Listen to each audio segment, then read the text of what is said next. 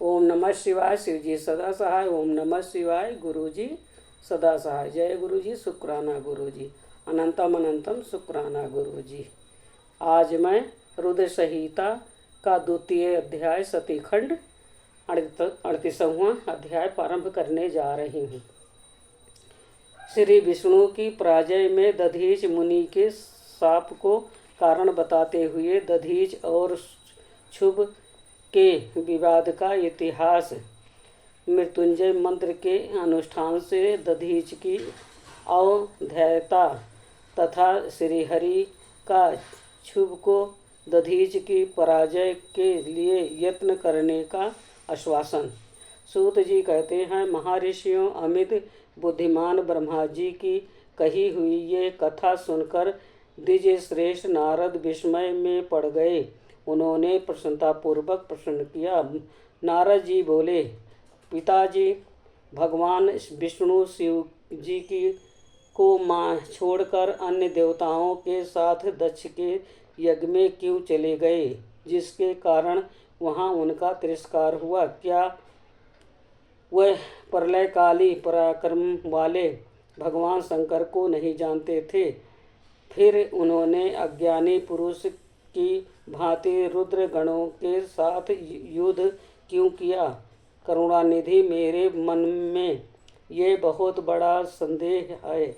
आप कृपा करके मेरे इस संशय को नष्ट कर दीजिए और प्रभु मन में उत्साह पैदा करने वाले शिव चरित्र को कहिए। ब्रह्मा जी ने कहा, नारद, पूर्व काल में राजा शुभ की सहायता करने वाले श्रीहरि को दधीच मुनि ने शाप दे दिया था, जिससे उस समय वह इस बात को भूल गए और वह दूसरे देवताओं को साथ ले दक्ष के यहाँ यज्ञ में चले गए। दधीच ने क्यों शाप दिया, ये सुनो। प्राचीन काल में क्षुभ नाम से प्रसिद्ध एक महातेजस्वी राजा हो गए थे। वह महाप्रभावशाली मुनीश्वर दधीच के मित्र थे। दीर्घ काल की तपस्या के प्रसंग से क्षुभ और दधीच में विवाद आरंभ हो गया, जो तीनों लोकों में महान अनर्थकारी के रूप में विख्यात हुआ। उस विवाद में वेद के विद्वान शिवभक्त दधीच कहते थे कि शूद्र, वैश्य और क्षत्रिय इन तीनों वर्णों के ब्राह्मण ही श्रेष्ठ हैं, इसमें संशय नहीं है। महामुनि दधीच की वो बात सुनकर धन वैभव के मद से मोहित हुए राजा शुभ ने उसका इस प्रकार प्रतिवाद किया। शुभ बोले, राजा इंद्र आदि 8 लोकपालों के स्वरूप को धारण करता है। वो समस्त वर्णों और आश्रमों का पालक एवं प्रभु हैं, इसलिए राजा ही सबसे श्रेष्ठ है। राजा की श्रेष्ठता का प्रतिपादन करने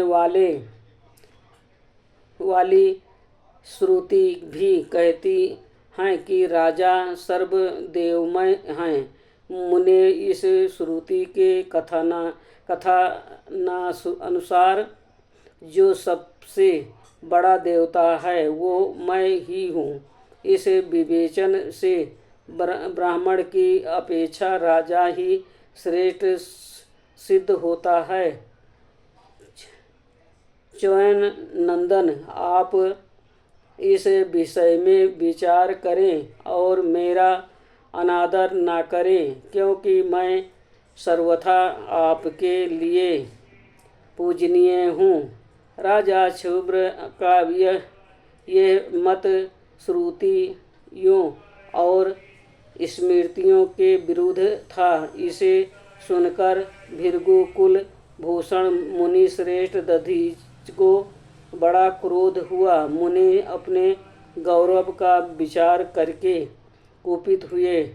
महातेजस्वी दधीच ने क्षुब्र को मस्तक पर बाएं मुक्के से प्रहार किया। उनके मुक्के की मार खाकर ब्रह्मांड के अधिपति कुत्सित बुद्धि वाले क्षुब्र अत्यंत कुपित हो गरज उठे और उन्होंने वज्र से दधीच को काट डाला।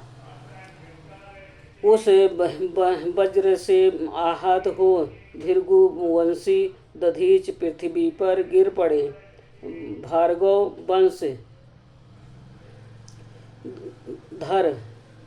भार्गव वंशधर दधीच ने गिरते समय शुक्राचार्य का स्मरण किया। योगी शुक्राचार्य ने आकर दधीच के शरीर को, जिसे क्षुब्र ने काट डाला था, तुरंत जोड़ दिया। दधीच के अंगों को पूर्ववत जोड़कर शिव भक्त शिरोमणि तथा मृत्युंजय विद्या के प्रवर्तक शुक्राचार्य ने उनसे कहा। शुक्र बोले, तात दधीच, मैं सर्वोसर भगवान शिव का पूजन करके तुम्हें श्रुति प्रतिपादित महामृत्युंजय नामक श्रेष्ठ मंत्र का उपदेश देता हूँ। त्र्यंबकम यजामहे, हम भगवान त्र्यंबकम का यजन आराधन करते हैं। त्र्यंबकम का अर्थ है तीनों लोकों के पिता प्रभावशाली शिव। वह भगवान सूर्य, सोम और अग्नि तीनों मंडलों के पिता हैं। सत्य, रज और तम तीनों गुणों के महेश्वर हैं। आत्म तत्व, विद्या तत्व और शिव तत्व, इन तीनों तत्वों के आह्वानीय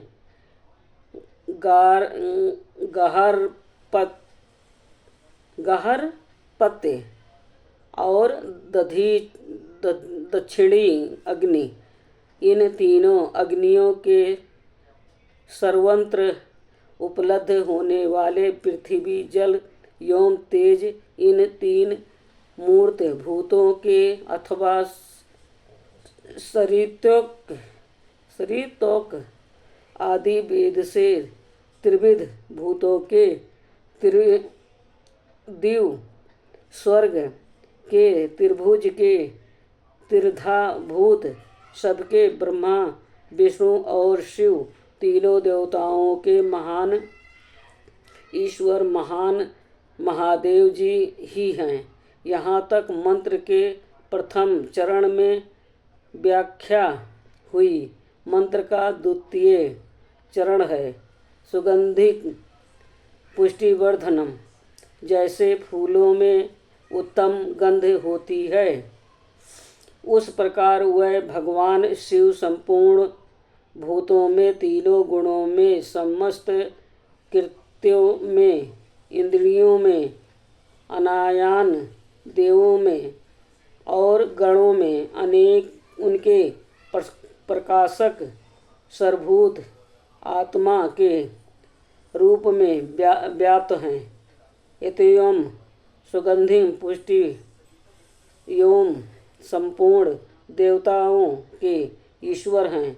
यहाँ तक सुगंधिम पद की व्याख्या हुई और अब पुष्टिवर्धनम की व्याख्या करते हैं। उत्तम व्रत का पालन करने वाले द्विज श्रेष्ठ महामुनि नारद उन अंतर्यामी पुरुष शिव के प्राकृतिक का पोषण होता है। महत्व से लेकर विशेष प्रयत्न संपूर्ण विकल्पों की पुष्टि होती है तथा मुझे ब्रह्मा का, विष्णु का, मुनियों का और इंद्रियों सहित देवताओं का भी पोषण होता है। इसलिए वह ही पुष्टिवर्धनम है। अब मंत्र के तीसरे और चौथे चरण की व्याख्या करते हैं। उन दोनों चरणों का स्वरूप यूँ है। उर्वार कम्यु बंदनाम मृत्युमोक्षी महामृत्यु, अर्थात प्रभु जैसे खरबूजा पक जाने पर लता बंधन से छूट जाता है, उसी तरह मैं मृत्यु रूप बंधन से मुक्त हो जाऊं, अमृत पद मोक्ष से पृथक न हो।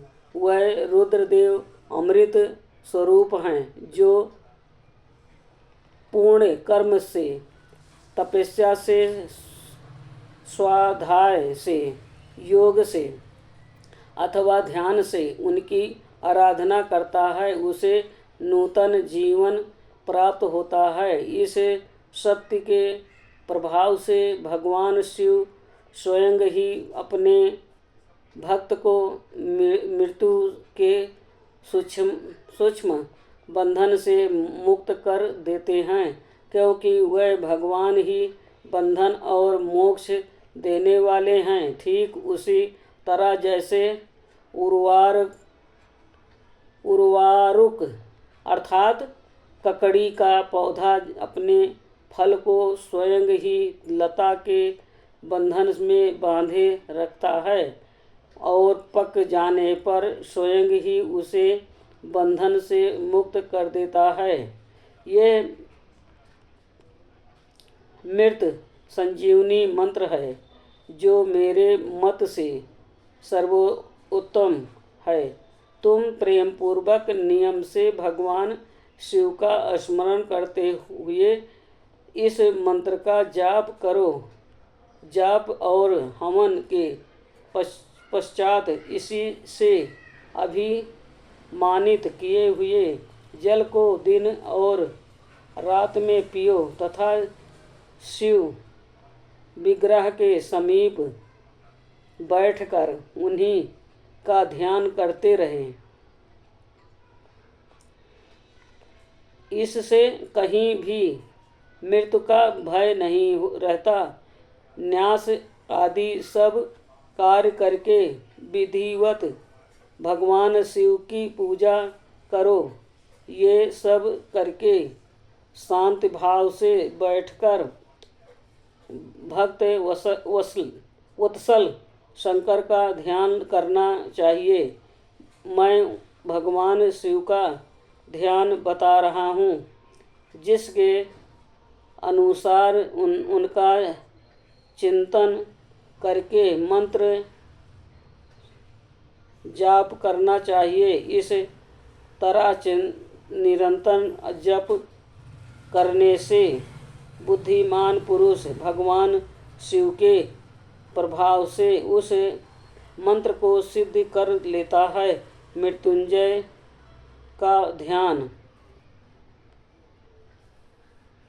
जो अपने दो कर कमलों में रखे हुए दो कलशों से जल निकालकर उनसे ऊपर वाले दो हाथों द्वारा अपने मस्तक को खींचते हैं, अन्य दो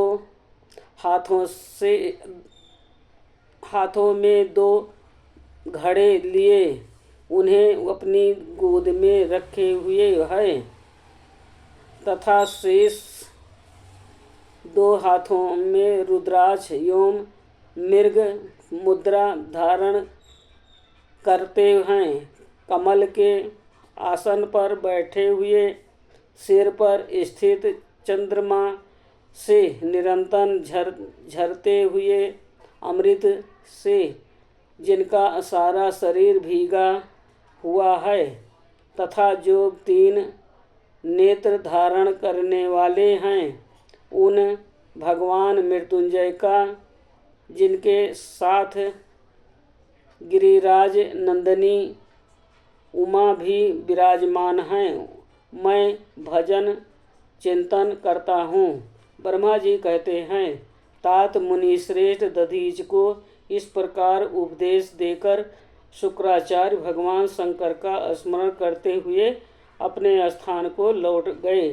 उनकी वह बात सुनकर महामुनि दधीच बड़े प्रेम से शिवजी का स्मरण करते हुए तपस्या के लिए वन में गए। वहाँ जाकर उन्होंने विधि पूर्वक महामृत्युंजय मंत्र का जाप और प्रेम पूर्वक भगवान शिव का चिंतन करते हुए तपस्या प्रारंभ की। दीर्घ काल तक वो उस मंत्र का जप और तपस्या द्वारा भगवान शंकर की आराधना करके दधीच ने महामृत्युंजय शिव को संतुष्ट किया। महामुनि उस जप से प्रसन्नचित्त हुए। भक्त वत्सल भगवान शिव दधीच के प्रेम बस उनके सामने प्रकट हो गए।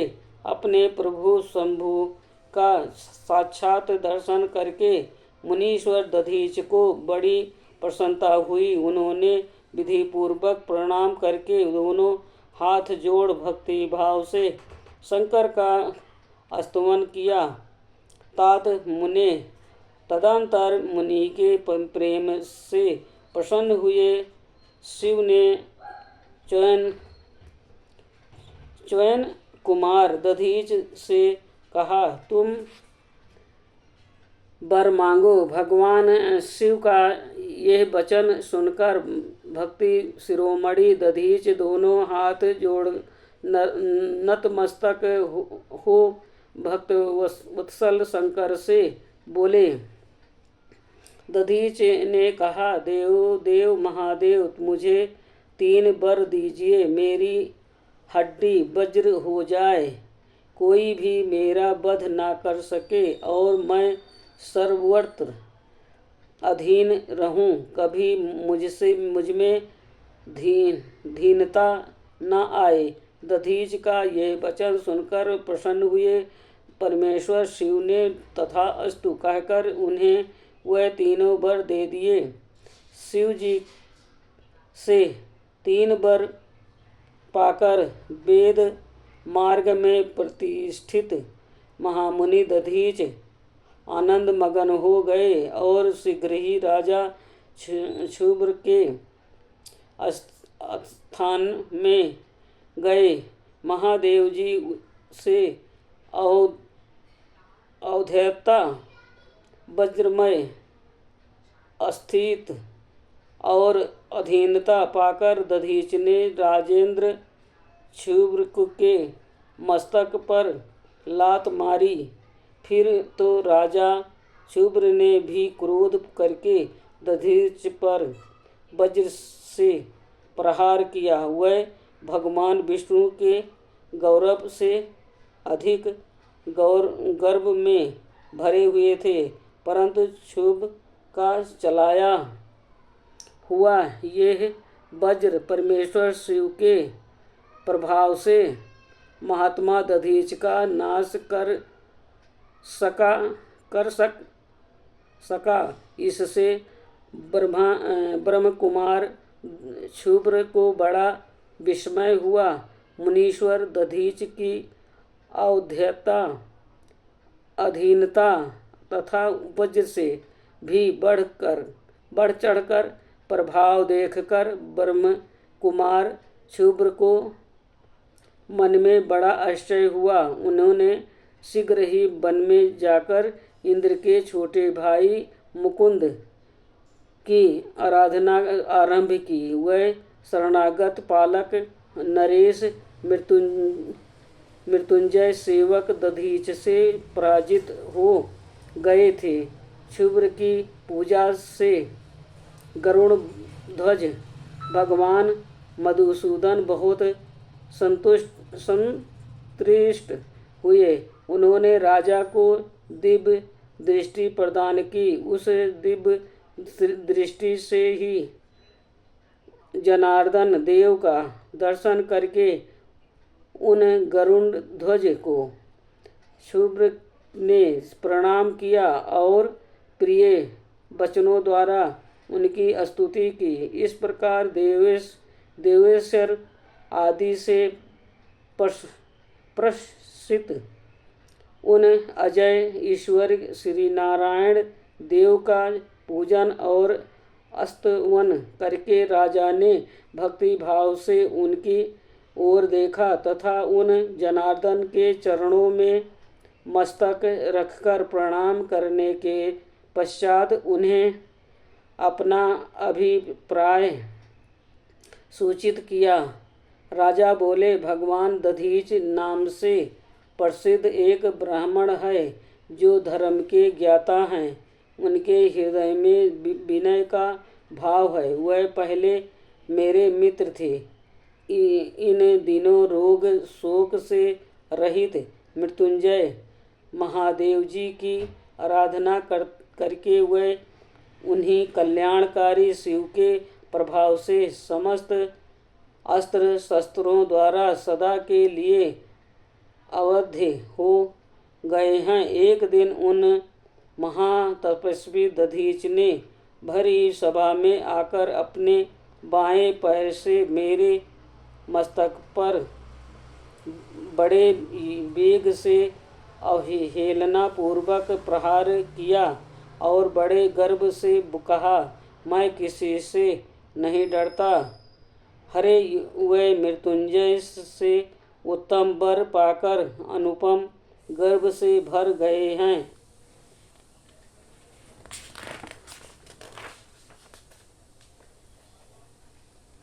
ब्रह्मा जी कहते हैं, नारद महात्मा दधीच की औद्धत्यता का समाचार जानकर श्री हरि ने महादेव जी के अतुलित प्रभाव का स्मरण किया। फिर वह महापुत्र दधीच राजा शुभ्र से बोले, राजेंद्र, ब्राह्मणों को कहीं थोड़ा सा भी भय नहीं है। भूप ते विशेषतः रुद्र भक्तों के लिए तो भय नाम की कोई वस्तु है ही नहीं। यदि मैं तुम्हारी ओर से कुछ करूं तो ब्राह्मण दधीच को दुख होगा और वो मुझ जैसे देवता के लिए भी शाप का कारण बन जाएगा। राजेंद्र, दधीच के शाप से दक्ष के यज्ञ में सुरेश्वर शिव से मेरी पराजय होगी और फिर मेरा उत्थान भी होगा। महाराज, इसलिए मैं तुम्हारे साथ रहकर कुछ करना नहीं चाहता हूँ। मैं अकेला ही तुम्हारे लिए दधीच को जीतने का प्रयत्न करूँगा। भगवान विष्णु का यह वचन सुनकर शुभ्र बोले, बहुत अच्छा, ऐसा ही हो। ऐसा कहकर वह उस कार्य के लिए मन ही मन उत्सुक हो प्रसन्नतापूर्वक वहीं ठहर गए। आज का 38वां अध्याय संपूर्ण हुआ। ओम नमः शिवाय। शिव जी सदा सहाय। ओम नमः शिवाय। गुरु जी सदा सहाय। जय गुरु जी। शुक्राना गुरु जी। जो शिव पुराण पढ़ने में भूल चूक हुई है माफ़ करना प्रभु। जय।